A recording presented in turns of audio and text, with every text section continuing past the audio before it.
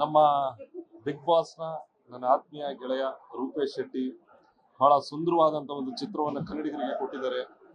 ಸೂಪ್ರಮ್ so ನಾವೆಲ್ಲರೂ ನೋಡಿದೀವಿ, ನಕ್ಕದೋ ಅದೇ ರೀತಿಯ ಒಂದು ನಗುವಿನ ಟಾನಿಕ್ ನ ಕೊಡೋದಕ್ಕೆ ಜೈ ಅಂತ ಹೇಳಿ ಜೊತೆಗೆ ಬಂದು ಇದರಲ್ಲಿ ಕೇವಲ ಹಾಸ್ಯ ಅಲ್ಲದೆ ಒಂದು ಸಮಾಜಮುಖಿ ಕಾಳಜಿಯನ್ನ ಇಟ್ಟುಕೊಂಡು ಇವತ್ತೊಂದು ರಾಜಕೀಯ ಪಕ್ಷಗಳಾಗಿರ್ಬೋದು ಅಥವಾ ರಾಜಕೀಯ ನಾಯಕರಾಗಿರಬಹುದು ಯಾವ ರೀತಿ ತಮ್ಮ ಒಂದು ಕೆಲಸವನ್ನ ಮಾಡ್ಕೊಳ್ಳೋದಕ್ಕೆ ಕಾರ್ಯಕರ್ತರನ್ನ ಬಳಸ್ಕೊಳ್ಳೋದಾಗಿರ್ಬೋದು, ಒಂದಷ್ಟು ಮತ್ತೆ ನಿಜ ಸಮಸ್ಯೆಗಳ ಬಗ್ಗೆ ಅವ್ರು ಮಾತನಾಡದೆ ಅವ್ರು ಮಾಡ್ತಕ್ಕಂಥ ಕೆಲಸಗಳೇನು ಇದನ್ನೆಲ್ಲ ನಾವು ಅರ್ಥಕೋಬೇಕು ಹೇಗೆ ಅಂತ ಅದನ್ನು ಬಹಳ ವಿಭಿನ್ನವಾಗಿ ತೋರಿಸೋದಕ್ಕೆ ಒಂದು ಒಳ್ಳೆ ಚಿತ್ರವನ್ನ ನಮ್ಮ ರೂಪೇಶ್ ಶೆಟ್ಟಿ ಅವರು ಮಾಡಿರ್ತಕ್ಕಂಥದ್ದು.